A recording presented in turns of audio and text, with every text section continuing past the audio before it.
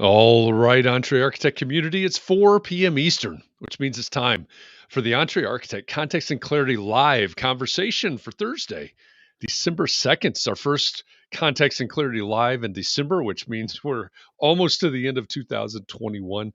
Thanks for joining us today. As you get here, say hi. Let us know that you're here and let us know where you're joining the conversation from. If we've never met before, my name is Jeff, and I come here every afternoon at 4 p.m. Eastern for one reason, so that we can find clarity around the things that matter most to you, the architect. It doesn't matter if you're the employee of a firm or you own your own firm. Maybe you circle the date on the calendar and you have 29 days left to get something started in 2021, or maybe you have owned your own firm for a year or 10 years or 26 years. And you're starting to rethink or reimagine what that firm could or maybe even should be. All of the topics that we cover every day and every week, they all fall under the broad umbrella of the business of architecture. And they're all the need to know topics for the success of small firm architects just like you. So thanks for joining me today. As usual, I am joined by my co-host today. Hi, Katharine. How are you?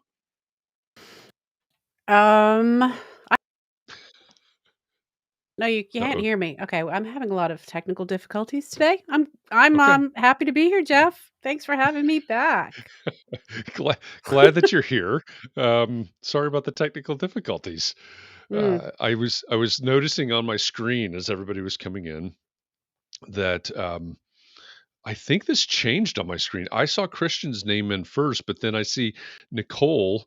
I see her name at the bottom of the list. So I honestly am not sure who to award the crocheted bathtub to today. hmm. Do you have any Maybe idea? nobody. Nobody gets it today. It's a tie. Everybody gets a crocheted bathtub. It'll be like Oprah. You get a crocheted bathtub. You get a crocheted bathtub. John Jones Mm, from Connecticut can have a crocheted bathtub.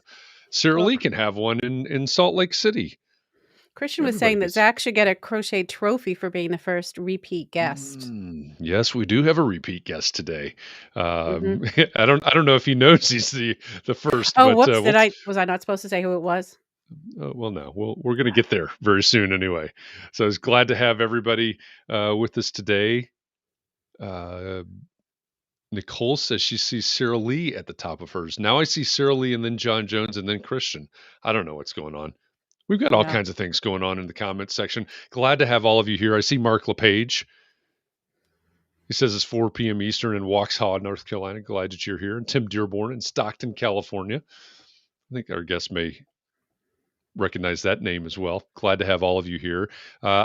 As far as I see on the screen right now, everybody shows up as their picture, themselves, and their name, which is great. If you happen to show up as Facebook user or LinkedIn user or something like that, it's because of privacy policies from the platform that you're coming from. And there's an easy way to fix that. If you would rather show up as your name with your photograph, and right now I see everybody's name and photograph, so you're all good. But for someone that joins us here in a few minutes, perhaps go to chat.restream.io/FB, as in Facebook. I assume it's probably a LI for LinkedIn or others, but you can give your platform permission to talk to Restream, which is where we're joining you from today, and you'll show up just like Sarah Lee is right now. I see her name, I see her picture with her hands. Uh, um, the screen's too narrow. I see her hands up like that, and she's celebrating because she deserves the crocheted bathtub today, which is fantastic. So chat.restream.io/FB. If you're not showing up, if you're not displaying the way that you would like to be. I see Diego's joining us from YouTube, and Merritt is joining us from Twitch. All right, she's taking a step out, taking a walk on the wild side over on Twitch and joining us. We could have right now, I don't know if all of you know this or not, but usually we're just inside the Facebook group, the Entree Architect Community Facebook group, every weekday afternoon. But for the simulcast, we're there in the Facebook group. We're on LinkedIn as usual. We're on YouTube as usual on the Entree Architect YouTube channel, the Twitch, Entree Architect Twitch stream, and now we're also on Twitter, live on Twitter. So 5 different platforms right now. You can join, you can watch, you can listen from any of those, you can comment from any of those, participate in the conversation. So we'll see where everybody comes from today. Great to have all of you here. And also, if you're joining us from the future, if you're listening to the podcast version of this, welcome. Glad that you're joining. Glad that you're listening in.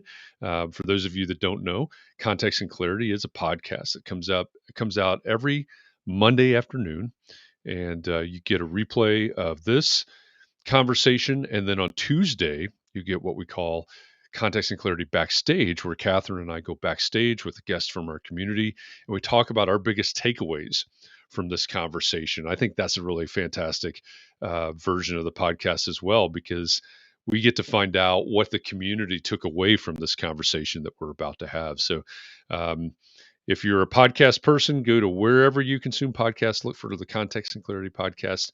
Mondays, you get Context and Clarity Live. Tuesdays, you get Context and Clarity Backstage. So, with all that, I think I've taken up too much of our time already, because I know that there's going to be a lot to talk about in this conversation. We do have a repeat guest today. For one, because I actually felt bad for ending the conversation the first time this guest was on, because there's just so much to talk about. Such a great conversation. We could probably make an entire week or two long series out of this. And for the first time ever, we have a second guest with us. So you might just want to sit back and crack open a cold one, because this might be a 5 or 6 hour conversation. He's just joking. He's kidding. Yeah. I don't think Katharine's sticking around for 5 or 6 hours based on that reaction, but we've got a lot to talk about. So let me make some introductions here. Our first guest has been on Context and Clarity Live before, which does make him our first repeat guest. He's a board member, a mentor, and a very part-time groundskeeper. Was that a good enough clue that you know who it was, or who from last time? He's a podcast host, a risk management consultant, and the founder and CEO of Black Swan Risk Management. Zach Waters, welcome to Context and Clarity Live. How's it going, everybody? Really good, really good. Great to have you back. Our second guest is an attorney, a board member, and a volunteer. He's an affiliate member of both the American Institute of Architects and the American Council of Engineering Companies, and the founding partner of Litchfield Law PC. Stephen Litchfield, welcome to Context and Clarity Live. Thank you. Thank you for having me. It's great to have you and Zach. Great to have both of you here. Many of our audience knows that I've been kind of geared up for this all week, because, like I said, we talked to Zach back, I think it was September 23rd. If you're somebody that remembers what a calendar looks like and has any idea what year this is, I chucked mine out the window already. I've given up on calendars. But go back to September 23rd. We talked to Zach about risk management. We've been talking about risk management all week. And I think today, having Zach from the insurance side, Stephen from the attorney, the legal side, and talking about that intersection can be a really, really great conversation and be very eye-opening for our audience here. So I'm glad to have both of you here with us today. Super excited. Ready for the 6 hours of risk management. Let's do it. Calendar's clear. And a bunch of architects just fell out of their chairs. I know. We just lost the everybody. Stress was overwhelming. Yeah. Oh my God. Risk management for 6 hours. I can't take half an hour of it. Well, why don't we just start with, you guys have worked together before. So when it comes to architecture, when it comes to construction, the AEC world, and you guys are working together, how do your two different worlds, the insurance world and the legal world, how do you work together when you're on a case or when you have a client together? What's that look like? How does that work together? No, it's a good question. And somebody just asked, do we get continuing ed? I wish. It's actually really hard to put together a presentation that qualifies for AIA continuing ed. Like, there's a whole process. You got to go through that. So just a little bit, Steve and I met about 3 years ago when we were both working for much larger firms. And the relationship at that time, and, as a risk manager and an insurance broker, there's a lot of things that we handle in the liability section for architects and engineers. We would often bring guys like Steve or people, firms like Steve in for education seminars, right? And they have their specialties, and If and when something does go sideways, meaning there's some type of a claim or at least a pre-claim, there's a question about whether or not we might be getting sued, we might have an issue with a client, we would bring someone like Steve in, and the insurance company would bring someone like Steve in to be able to handle that situation, provide guidance if needed, go to litigation, do all types of legal services. So fast forward a few years later, Steve opened up his own practice. I opened up my own practice. And one of the reasons that we get along so well is that we've noticed in our industries, for whatever reason, our two industries don't have the best reputations of people who are always looking out for their clients and always doing the right things. So that's been something that we try to change, right? It's a really hard thing to change the stigma, but something that we try to change, providing value, taking care of people kind of regardless of size. And then specifically working with small architects, it matters more is what is the best way I can describe it. It matters more to do good work for a smaller firm because they tend to appreciate it a lot more. It's a really big deal. You can do great work for a large firm and actually get paid a lot of money, and it doesn't really matter that much to them. So that's how I think about the story in my head. I don't know if you want to add anything to that, Steve. Yeah, no, that's definitely how it happened, and kind of addressing sort of the nuts and bolts of it. Zach sometimes will get me involved on the front end when he has a client that's looking for, likely the type of risk management advice that the guests today are looking for. And then we also sort of collaborate through the process. There's intricacies of contracts and coverage language and things like that where I'll bounce ideas off of Zach and ask questions of him. And then, like he said, in the unfortunate event when there's a claim or potential claim, then him and I will get together and sort of figure out what the best course of action is for, our respective client. So when you think about, there are a number of people in the audience right now that have started their own firms in the last, say, 20 months. So, they're in a startup situation. And obviously a lot of people that have had their firms for some time as well. But when we think about a firm and what they need to understand and what they need to do, both on the insurance side and on maybe the contract side, the legal side, are there any sort of rules of thumb for startup and the things that they should be paying attention to? That's a good question. My first place I would go, it would be kicked to Steve, would be on what type of entity are you going to be, right? What if you're going to form a practice? I'm going to be a sole proprietor, or I'm going to join a few people, and we're going to start practice tomorrow. First of all, what is the business entity? What does the business structure look like? And there are some rules around that, and I'll let him kind of go into the rules, but you want to make sure, as licensed designers, as architects, and depending on the state, that you get those rules right, because I've seen some people do that incorrectly, and that has some consequences to it. Yeah, Right. and I put up Christian's question here because that is exactly what he's asking about, whether if you don't have any partners or employees, is there any point to it, and what it will protect our personal assets as well. Is there any point to incorporating? Right. Yeah, And exactly. All of it. I have a sort of checklist that I follow for new clients when they are, just getting off the ground. My recommendation typically is that you do incorporate. Some people feel differently about it, but I think that the costs are, typically relatively minimal if you have someone that knows what they're doing and can walk you through the process.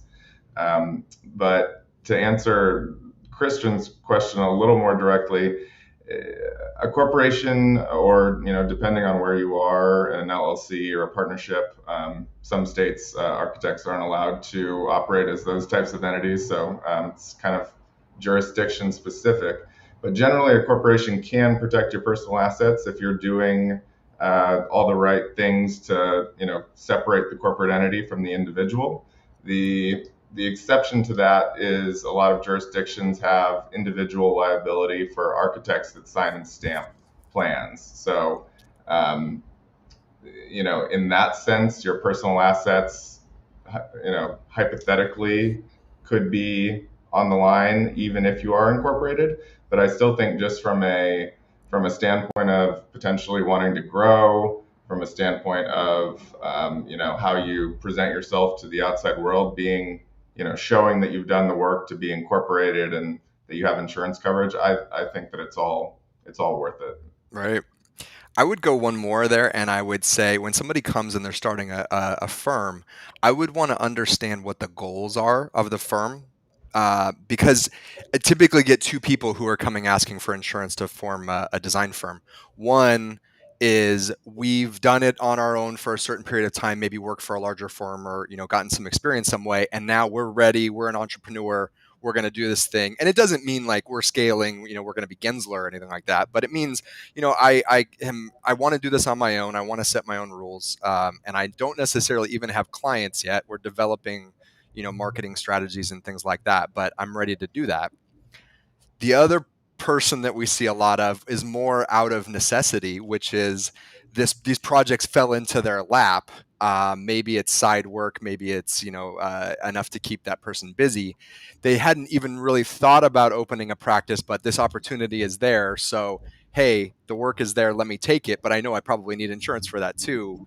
And neither of those are right or wrong, but I kind of want to understand what the mindset is, because that's going to help us answer a lot of the questions down the road, right? If you have aspirations of starting as a sole proprietor, growing this 5 employees, 10, 20, 50, it might look a little different than if you're like, hey, I'm going to do this for a few years because this client has offered me this project and I know it'll last that long and I can feed my family on that for a little bit. But the plan might be go back, work at a larger firm later on. So we would kind of handle those a little bit differently. Yeah, I think that makes sense, and we get a lot of questions about the liability, like what you were talking about, Steve, the personal liability. So is that one of the ways that that you come in, Zach, that the insurance comes in to help to cover some of that liability, That's and as it goes to the assets? Right. So that's a great place to draw a line between, business and entity liability and personal liability. I'll kick that to Steve for a little bit. Can you tell us a little bit about the personal liability of stamping and sealing and kind of what you see there? Yeah, I mean, I think it's a good question, and people are rightfully concerned. And there's really two kind of simple ways that you can manage that risk. The first is if you have an insurance policy that's going to cover up to X amount of damages, then you would only be liable above policy limits. Those situations are few and far between where people want to not only take your entire insurance policy, but try to take your personal assets. That's a rare case. And then the other thing you can do if you are a corporation or some other kind of entity is protect yourself through contract by saying that regardless of what happens in this contract, the damages are limited to the proceeds of our insurance, or the corporate assets, and not the assets of the owners or officers of the corporation. So that's kind of a common way to do it. It's in the AIA, standard documents, that kind of no personal liability clause. It's pretty well accepted, and it's something that can kind of take that creeping anxiety that people might have about personal liability off the table a little bit. But the first line of defense is always going to be, the insurance coverage that you have for your company.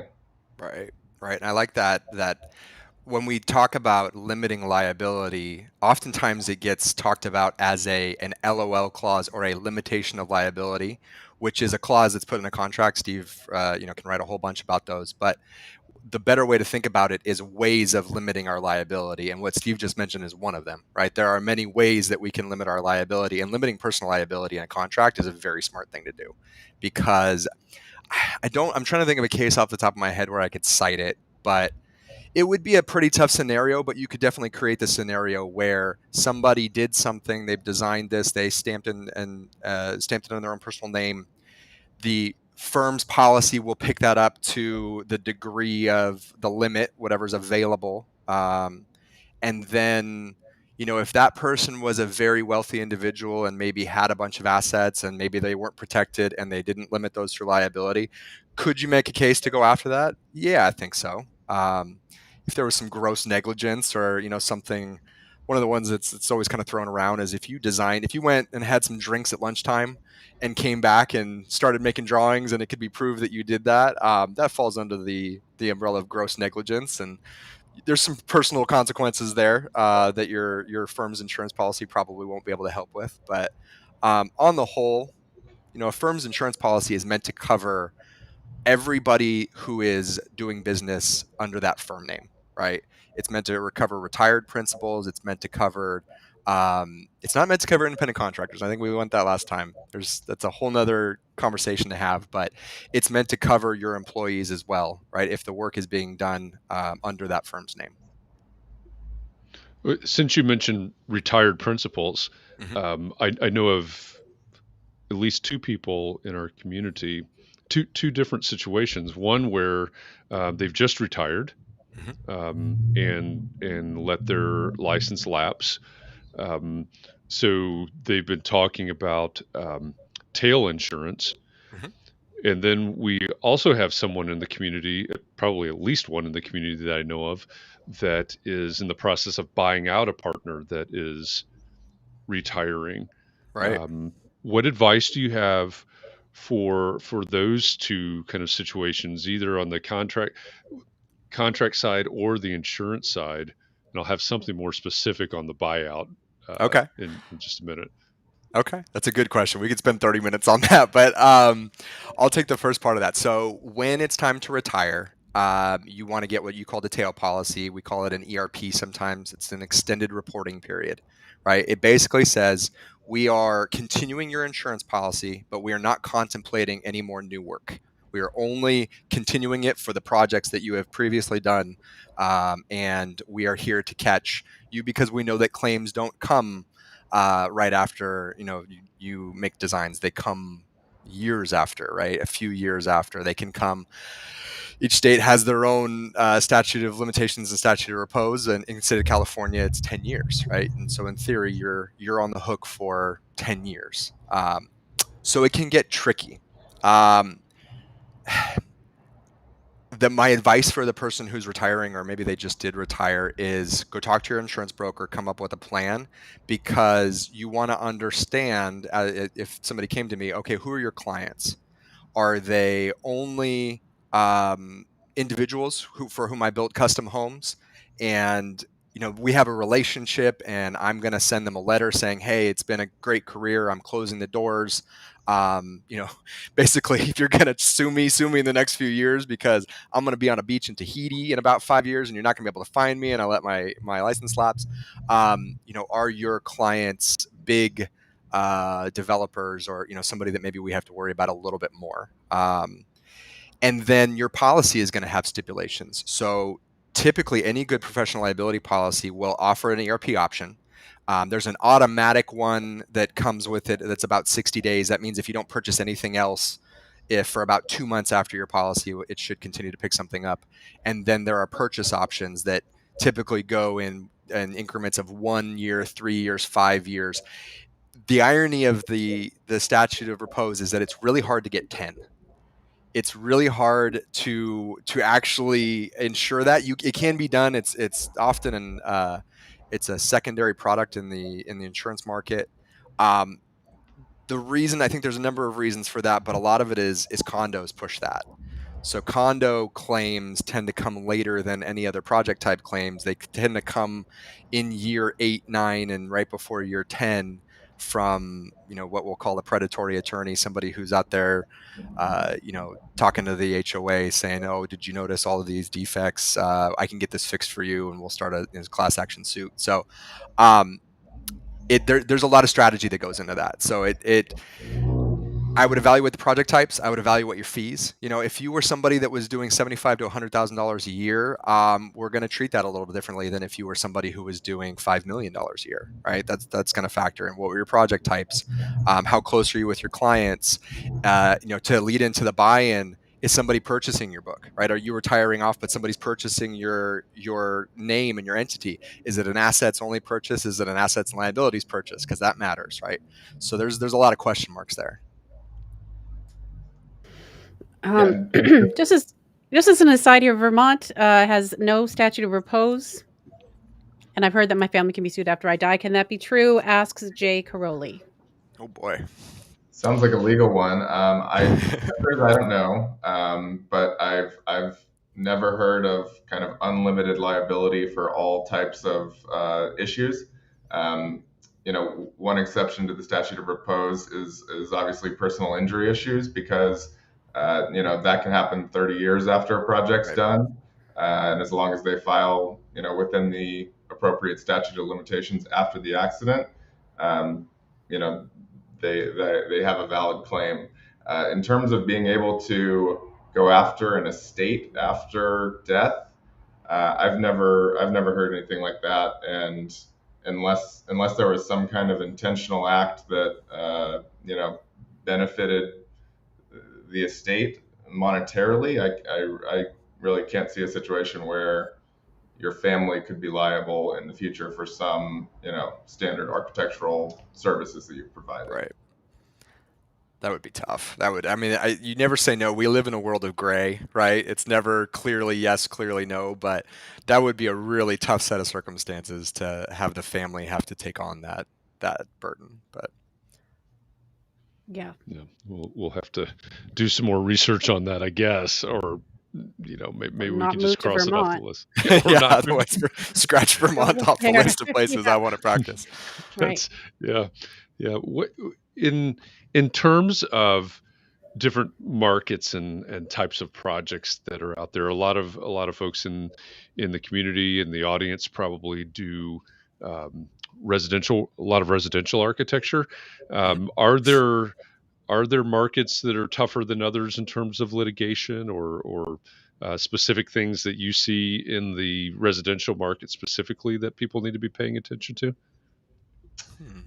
I think, I mean, everything these days is kind of colored by what's happened over the last couple of years. So I think that has bled into residential in a few ways. Obviously, we all, everyone's aware of supply chain issues and the impacts that has had on both, cost and schedule. And depending on the client, you either have a client who sort of understands those constraints or not, and you have to kind of manage your risk accordingly. And then the other aspect of it is just essentially, geographically is obviously important. Sophistication of your client is obviously important. There's so many aspects that go into it that it's hard to pinpoint one, specific thing. But I think that there's been an uptick just overall, as far as I've seen in the AEC community, just in terms of issues arising on projects that might not have happened before, that then kind of have spiraled into, okay, well, this would never have become an issue 5 years ago if we could have gotten the lumber, 2 weeks after we realized there was an omission in the plans. But now that it's 3 months and the cost has doubled, it tends to magnify mistakes that otherwise might have just kind of, you would have been able to manage through your relationship with your client. Right. Seeing a lot of that design for free clause for architects in California, which is something along the lines of, I bid this project in early 2020 and then won it, later on that year. And when I bid it, the cost of materials was X. And when we are going to build, the cost of material is Y, and it's a variance of 20% or more. And I had in my clause that anything over 5, I was responsible for. It's basically considered that it's my mistake because I was so far off, and therefore I, as the architect, need to redesign for free. And if I have to redesign for free, it's going to take some time. And if it takes some time, then the contractor who committed on that schedule is not going to be able to build on that schedule. And maybe they're booked out the rest of the year, right? So it's just created this snowball of issues. And Steve mentioned sophistication of clients. I think that's really important. And, I know client selection was one of the things that was kind of talked about this week.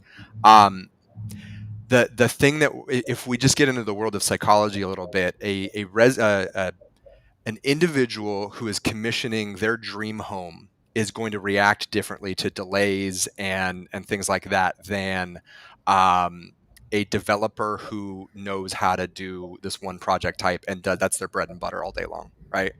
They're used to, the developers used to these things, right? And they may not be happy about it, but they're used to these things, right? If you're working with other design professionals and problems arise, you have communication, and it's everybody understands, and we just, okay, hey, like, I'm gonna send Jeff an email, okay, they're gonna get on this, we're gonna do that, and it's done. It's not an issue. It's not a pre-claim. It's not anything. If you have to go back to a doctor, or I'll throw Steve under the bus, a lawyer who is commissioning their $2 million dream home, and tell them that it's 6 to 8 weeks behind schedule, they maybe weren't planning on that, and they might be more likely to take some type of legal action, whether it's warranted or not on your part. So client selection is a very big part of that, right? And getting into client selection, these are things that we want to try as best we can to vet ahead of signing the contract, right? And we don't often know, if it's not somebody we've worked with, how they're going to react when things go wrong, right? If we're doing repeat stuff over and over and over again, inevitably something will go wrong, and we've seen how that person reacts. And so it's a little more predictable. So insurance companies love repeat clients. That's going to be a credit on your policy. It's going to be a discount if you're doing business with the same clients over and over again, because they have a vested interest in working it out with you, because you're working on the next project together, right? And if you sue me, I probably won't want to work on the next one with you. So, and one other thing I should have mentioned in my first answer was, at least in California, the market's extremely hot on the contractor side. So even though there's all these supply chain issues, the demand for contractors is very high. So that translates to higher costs, and also less competent contractors being awarded jobs, not just on single family residences, but we're seeing it all the way up at the 10, 50, $100 million construction cost, where they're just not getting the bids that they need, and so they're sort of by necessity choosing a contractor that's less sophisticated, less able to perform the work. And so it's important that you as the architect are communicating that when you're recognizing those warning signs, to try to get out ahead of that risk a little bit. So when you said repeat clients, some people work for contractors. Would that would be a repeat a relationship? Yeah. So Sarah Lee wanted to know if there's a higher risk if you contract directly with a contractor instead of the owner. So is that a good idea for us to do that or not? I think the answer to the question is yes. The risk is higher if you are doing, I assume this would be a type of design build situation. Yeah. Unless you have a sophisticated contractor and a designer that's experienced with design build, the chances of that relationship going poorly are higher for the architect. I'd say a good percentage of the claims we've seen over the past 5 years are coming from design build disputes, where our design professionals are under essentially a prime design build contractor, and there's contractual issues up the chain because the contractor agrees to terms that aren't insurable for the designer. There's just all kinds of complexities to that. So I'd say that yes, the risk is higher for those types of projects than it is when you can manage your risk and sort of use that relationship to your advantage, like Zach was talking about a minute ago. Right. And I'll piggyback on that real quick. So a good relationship on a design build project between a contractor and a designer that have worked together is a good thing. And it can expedite things. It can make your life a lot easier. Like Steve said, though, a lot of people are entering into design build contracts without the experience behind it and without the relationship there. And that can just go sideways so fast, because architects and engineers insurance operates way differently than contractors insurance does. And we talked about the standard of care last time. Contractors are not held to a standard of care. Their standard of care is perfection. Their insurance, their big ones are completed operations, general liability, right? That's what's going to cover them against defect. An architect and engineer's professional liability, it's covering professional services. It's meant to cover drawings and construction documents, not tangible physical building. So when you intermix those two, sometimes the architect gets put under the same expectations as the contractor. And man, I mean, if I've ever seen claims that got denied because it was just a bad contract, it was bad, it If was you agree to poorly the set word up. warranty. All right, Yeah, let's right. change the Exactly. subject. Let's change the subject. Go on to So- something else. Not a problem. Okay. Yeah. Well, but you've made some really great points, and I think talking whether it's sophistication of the client or the blending of the contracts. I mean, what are some best practices Hmm. for the people out here in terms maybe of the contracts that they're writing or the insurance policies that they have, or even things like, hey, you ought to do a background and financial check on your clients, or there are things that are going to set people up for success as they go into these relationships. Right. Well, so I see Tim's comment here, and Tim's a client of mine. I know Tim very well. And I'm going to say what he's saying in this comment, which is having conversations, right? Communication. If I have set uh, expectations properly, right? If I have communicated and continue to communicate throughout the entire process with my design team, with the contractor, with the client, that's best practices right there, right? Understanding if you're doing something and the pitfalls, right? You can look around the corner and see, where these things might go sideways and say, hey, look, we don't expect this, but obviously, maybe this might be an issue. You're risk managing, right? You're anticipating what might go wrong and at least communicating that to everybody on board. So if you're having meetings in the trailer and we want to be talking about these things, right? We don't. That's just communication. I'll leave it at that. Communication is one of the best practices that you can have. Yeah, my instinct is to say that you need to consult a lawyer and get a really great contract and Right. and do all this stuff. But that's frankly incorrect. Zach's totally right. I think that having a risk management team on your side is certainly a benefit. And there are ways, relatively simple ways that we can put together, terms and conditions that you try to incorporate into every one of your projects that can manage risk. But those are sort of safety net protections. They're not the front line. Those communications, communications with the client, ability to identify risk and sort of neutralize it. Those are really the keys to risk management. And then, that doesn't mean that you can't use Zach or someone like me as a resource to say, hey, this is going on this project. How do you think we should respond? And that's, probably 50% of what I do on a day-to-day basis is try to help clients get out in front of that risk. And okay, we need to communicate this, and we need to, tell this person about this, and that kind of, not burying your head in the sand, but instead getting out in front of it is the best risk management tool. Right.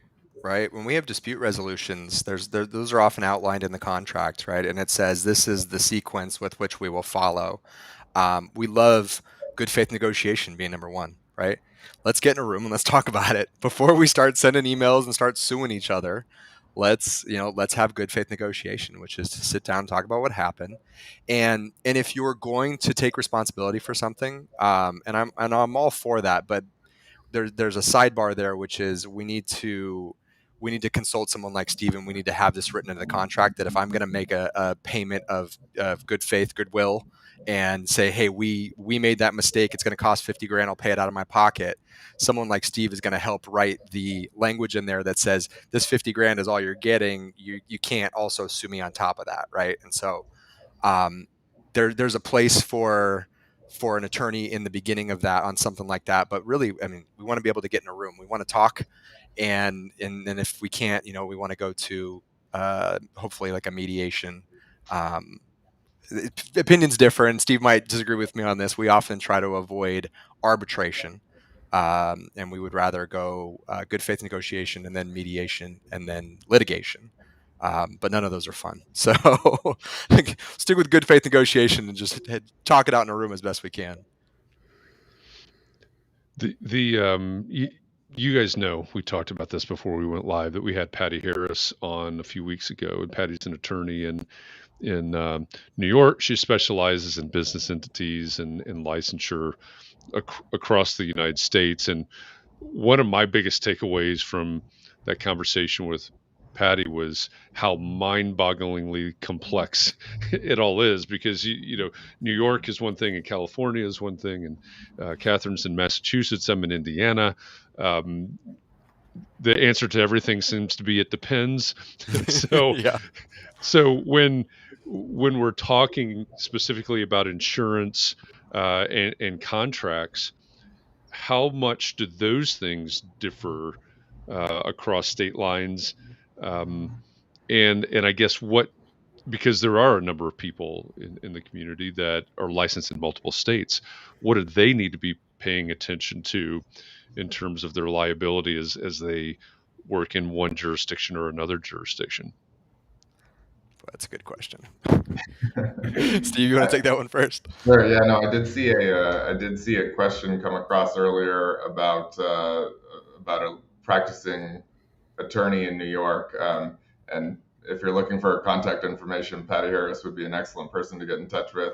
Her and I have known each other a long time, so I just wanted to make that aside. But I think in my experience, the licensing issues are so state specific that it's really not advisable to try to kind of wing that. I really think that you need to either just be focused on one state and make sure that you're following all those licensing requirements, or if you're going to practice elsewhere, you probably want to consult someone like Patty, who has experience in a lot of states in the East Coast on the licensing front, from a and kind of coverage standpoint. I think that's a little more national and international.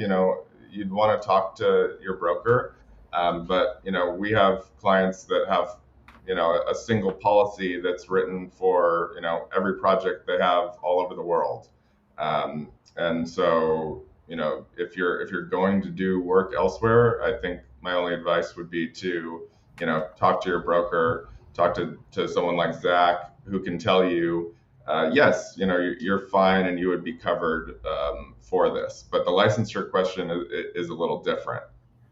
Right. No, that's a really good point. And you can get into all types of things if you're working with somebody who's in a different state and you co-own something, and they're like, I have a client where one of the principals is in Idaho, one is in San Francisco, one is licensed, one is not, one has her own entity, and it's just like, whoa, like we could spend a lot of time on something like that. From an insurance standpoint, most of your insurance policies are meant to have worldwide coverage, and the caveat that we put there is in places that recognize U.S. law. So there are some places in the world where maybe I wouldn't go build because there's going to be a whole another set of reasons. But and on the whole, I mean, there are a lot of insurance brokers that practice nationwide. You need to be licensed as an insurance broker to do that. California it's kind of like law, where it's one of the harder states to get licensed, and once you do, it can kind of trickle to the other states. But the biggest one that I see in California that's it's an insurable issue or insurability issue is the California Civil Code. It's 2782.8. It was an issue with a Senate bill that was passed about 3 years ago, and it affects what we call the duty to defend clause. And Steve can talk a lot more about that, but a duty to defend, you see it, it's often written, my client agrees to indemnify, hold harmless, and defend, ABC client. And that indemnification, that's what insurance is for. Hold harmless, we could talk a little bit about that, but defend is an upfront defense cost, and it is not typically insurable. A lot of efforts being made right now to make that happen, but it would be the equivalent of somebody on your property trips and falls, says, I'm going to sue you. And you said, okay. And they say, and you need to pay for me to sue you. And you say, that's not how it works typically, right? If you want to sue me, you're well within your right to do that. And if I'm found at fault, I should pay for that. But you don't get to ask me for money to turn around and sue me. And so it's this upfront defense cost that's caused a lot of problems. It tends to be in larger contracts, but it's something that we like to strike out, or I like to send to Steve so he strikes it out. But yeah, and that is a really good example of something where the same exact contract in California, the red line of it looks completely different than in Texas. And I actually had over the years have developed a kind of like a table to figure out which states are which, and there's all kinds of complexities to it. But California's the 15-second version of it is California's case law got so bad, as Zach just described, where an architect could go all the way through a jury trial, be found 100% not liable for anything, but still be forced to pay the other side's defense costs because it said defend in that contract. Right. So finally in 2018, there was kind of enough is enough, and my firm and others worked with the AIA to try to push that legislation through the state legislature, and against heavy opposition from contractors and developers, we managed to get it, and it's been on the books for 3 years now. So it's totally changed the way that we handle contracts in California. But again, outside of California, you have to look at the law because you don't have that protection. Right. It was surprisingly hard to get that pushed through the state. Actually, there was a Senate bill a couple of years before that died on the floor and didn't make it through. So, but I digress. Well, you mentioned. I don't think you used the word collaboration, but we're working with this partner and this firm and all over the place. And I honestly think that there's going to be more and more collaboration, especially in the small firm market going forward. So, in a scenario where maybe some small firm is thinking about teaming up with somebody else, what do the collaborators need to think about in terms of contracts, I guess, between each other and then between themselves and their client or whoever it is, and also on the coverage side, on the insurance side? Gotcha. Do you want to take the first part of that, Steve? Yeah, sure. And I'm not going to say it depends, but I think there is an answer, and I think the answer is that you have to, if you're going to join forces, whether it's for a single project or as kind of an ongoing entity, you want to have at least something in writing that says what your various rights and obligations are with respect to workload and payment, and it's the same kind of thing. What's the division of labor going to be? Who's going to do this? How are we going to handle disputes if they were to arise? A lot of times those are sort of honeymoon phase type things where they say, oh, look at this great opportunity. Let's strike while the iron's hot, and not really think about what happens when kind of that faucet closes. That's like 3 analogies in one sentence, but and then obviously from the coverage side, you have to know who's going to be responsible. Who's going to be responsible for securing what coverage, and how is that going to pick up in the event of a claim? Right. And so there's some question marks there. If these are 2 individual firms that both have policies and they're coming together, we would probably treat that differently. If it's 2 individuals who don't have policies, we would want to treat that differently. If it ends up being a joint venture of some type, meaning they actually join an entity together and plan to do multiple projects that way, that tends to get handled as its own thing and have its own insurance policy. So yeah, you're essentially starting a business partnership. And if you're starting a business partnership, those are great. Those can be absolutely wonderful, but it's a lot like a marriage. Like, you really want to make sure you know that person, and you want to know how they're going to react when things get hard, because it's like Steve mentioned the honeymoon phase. I've seen a lot of people come together with the best of intentions and then find out that they have different risk tolerances. Right. So a situation is presented and, it looks like we might have a claim. one person might be like, pay it, let's get done. The other person might be like, let's fight it, and it's just like, whoa, okay, we needed to have known that, before this came about. So um, I am all for partnerships. I love collaboration, and I love that about the design community. But I would just say don't do it on a whim, right? Make sure that you're very comfortable with the other person and the way that they do business, right? Not just who they are as a human being or as a designer. They might be, one of the greatest architects to ever live. And on this particular project type, they're going to put their flavor on it and it'll be amazing. But as a business owner, they operate way different than you do, right? And so I could see that going sideways real fast.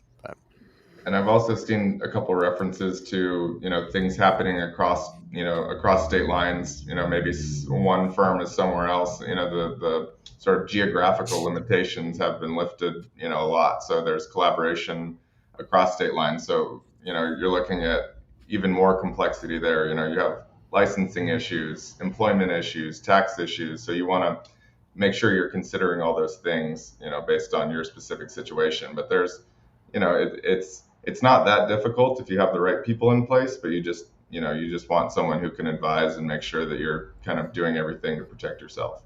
All right. Christian just asked a really interesting question there. Could you mind if we take that one? Which is, Go for it. What happens to two opposing parties when they have the same lawyer and broker?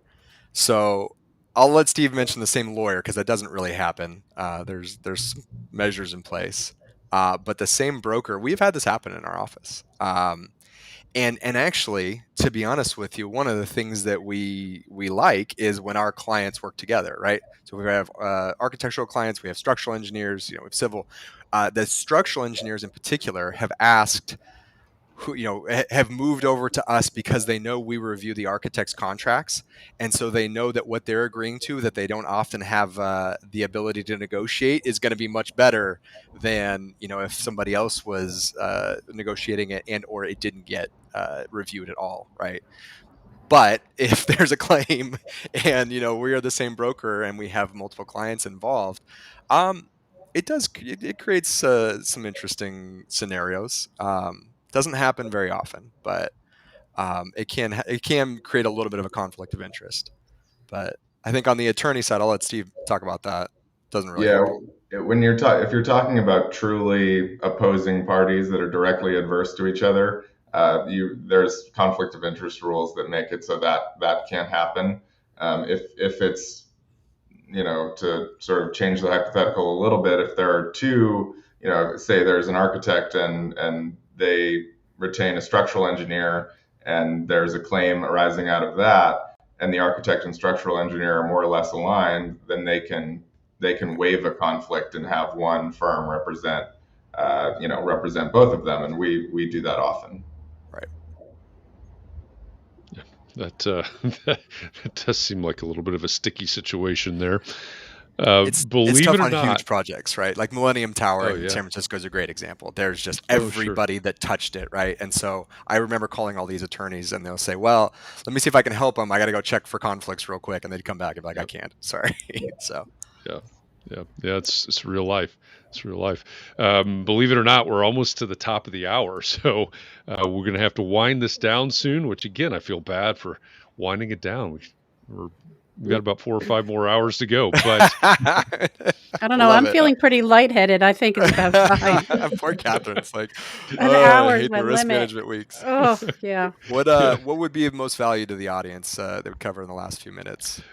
Well, Zach, when you were on with us back in September, you've talked about your 4 S's. Mm-hmm. So maybe we can revisit those 4 S's very briefly and talk about the division of those 4 S's between you and Steve. Does that make sense? Sure. No, that'd be perfect. So just a reiteration, I coined the 4 S's of risk management for architects and engineers, and they were: what are you signing? What are you seeing? What are you sending? And what are you saving? And so what are you signing? Contracts. Steve's the guy for that. We co-authored a contract review guide, which means that he wrote a contract review guide and I got to be a part of the marketing of it. What are you seeing? This is construction observation. There are ways to reduce your liability if you're doing CA, and there are ways to increase your liability. And so we want to be aware of what those best practices are. The big claims that I see folks getting in trouble is when maybe a younger team member, an unsophisticated team member goes out on a project and has to do CA services. What are you sending? And this is a really broad way of saying cybersecurity. And this is a plug, shameless plug for Boris Rappaport of ArcIT. He is the expert for architects on cyber claims, and I have a number of cyber claims on my desk right now. And Boris is part of the team that comes in and figures out, are we going to be able to rebuild everything? Do we need to negotiate with the bad actor that's asking us for $1 million in Bitcoin? Like, it is. Cyber insurance is just absolutely crazy right now. Steve and I both work on a very large firm, and they have not had a professional liability claim in 10 years or more, and they've had a couple cyber claims. So it's not just an issue that's affecting larger firms.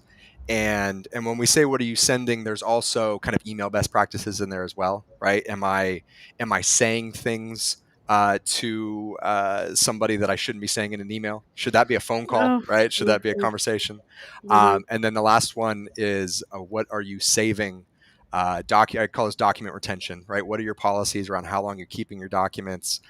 Steve builds document retention programs for firms all the time. So I would say the division, I would include Steve on all of those, but he would be primary on number 1 and number 4. Absolutely. Yeah, and the other two are kind of on the firm, but I'm giving a presentation next week on construction administration and sort of best practices for that, and it's changed so much, over the years. The AIA just came out with language about construction administration and drones, which 5 years ago would have been unthinkable. So, and then I did watch Zach's last appearance on here, and I saw a lot of questions about the document retention stuff. Maybe we save that for another day. But yeah, that's Zach and I are pretty willing to admit when we're getting out of our depth and defer to the other person and kind of collaborate to get successful results for our clients. Yeah. Is that one of the keys? Sorry, Katharine, I'm stepping on your toe there. Is that one of the keys? We've been talking about it this week, and I've been encouraging people to, leverage the resources you have. Does everyone in the audience need to go out and find a great broker and a great attorney, and enter into that sort of collaboration as well? So you've got this ecosystem of risk management. I mean, selfishly, I'll say yes to that. But here's the way I think about it. Okay, it's a belief system, right? And if you don't believe that you have a lot of liability, you probably don't want to invest in a team like me and Steve. And that's okay, right? There are plenty of sole proprietor architects that have 30-year careers and just don't ever deal with this type of stuff. And I'm not going to say that doesn't happen, right? Yeah. If you do understand that litigation and claims are becoming more likely and not less likely, and you can leverage folks like us to help build those systems for you and have conversations like this, then that's what we want to do. Because when I started my practice, insurance brokers by definition just broke insurance. They place insurance policies, right? If that's all you're doing as a broker, you can get that done on the internet for very cheap. You can waive the broker fees, you can waive the commissions, you can waive all that stuff. You can go direct and you can purchase your policy, and then you just have it. If you want to talk about how hopefully you don't have to use that insurance by using risk management practices, and then that's where we come in. And I can't operate without someone like Steve, because so much of it is related to the contracts, related to construction administration, related to document retention. It's so interwoven that I found myself picking up the phone and calling him all the time. And I was just like, hey, let's set up something where our clients basically get access to both of us, because it is a conversation and it is so interwoven. So that's kind of how I think about that.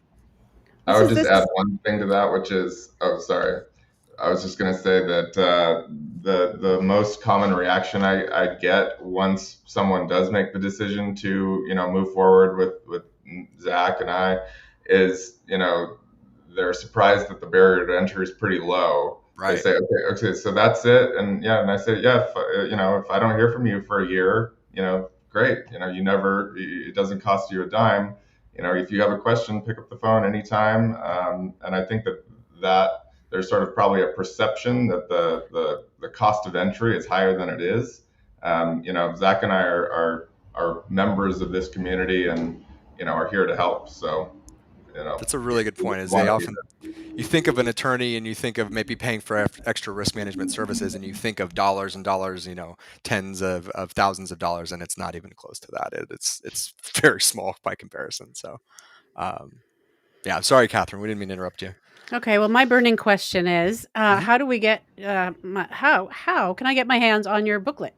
Do you On sell the those, or contract do we? review guide, we Yeah. give them away for free. That's Give 'em one away of for the free.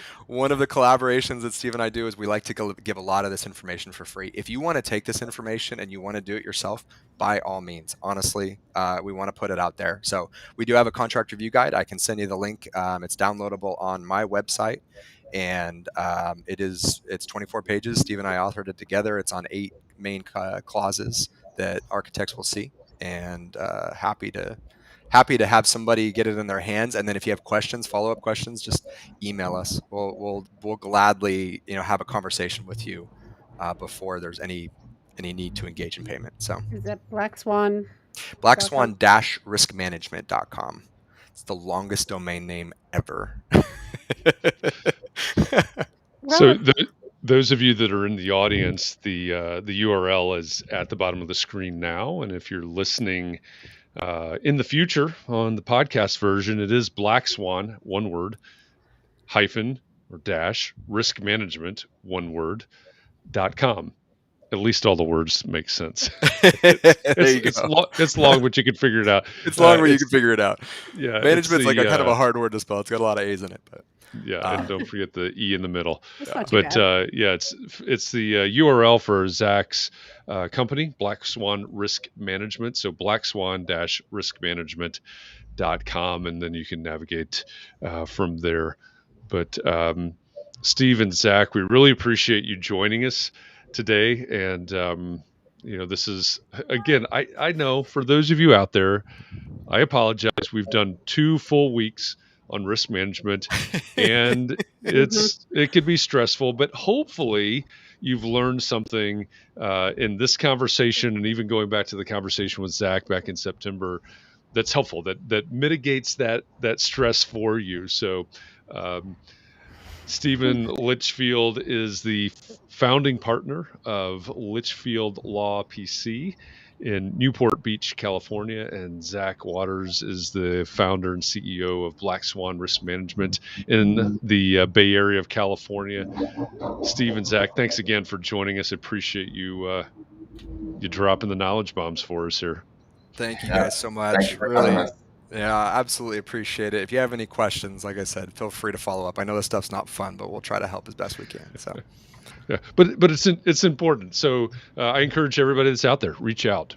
These are good resources, and you'll notice that many of the guests that we have on Context and Clarity encourage you to reach out to them. So if nothing else, reach out and say, hey, thanks for being on Context and Clarity Live. I'll appreciate that. Katharine will appreciate that. Likewise. Yeah, Awesome. yeah. Awesome. Absolutely. And for everybody in our audience, and to Katharine, as always, thank you. Thanks for being here with us today, for all of your questions and comments. And I have to say every time, thanks for making Context and Clarity a thing, because if it weren't for you, we are 400 and I've got to look this up really quickly so I get it right.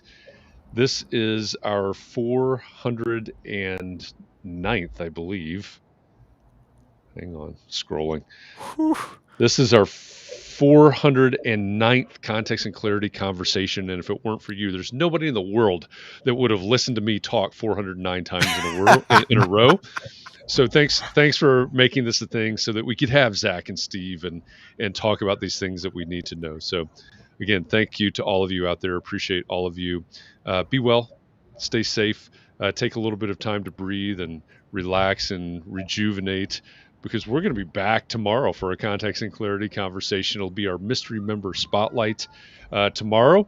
And then next week for Context and Clarity Live, we will have Michael Gerber, the author of the E-Myth and the E-Myth Revisited and all those E-Myth books. Michael Gerber will be joining us next week. He's got a new book out, and we'll talk about making it as a small business owner next week. So join us next week. And until then, I hope that I see you all somewhere sometime soon. Thanks, everybody. Awesome.